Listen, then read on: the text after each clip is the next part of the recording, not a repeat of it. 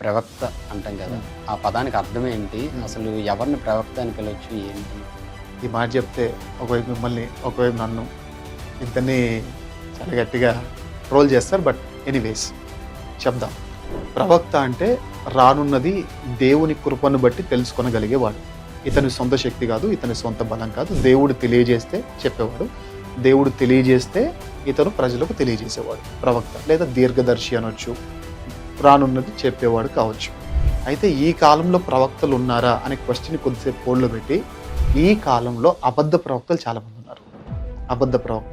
ఉన్నారు. Best example చెప్పాలంటే last ఎలక్షన్స్లో మీరు ఖచ్చితంగా గెలుస్తారు అని ఆన్ స్టేజ్ మనకు చాలామంది చెప్పారు. వాళ్ళందరూ ఓడిపోయారు చూసారా?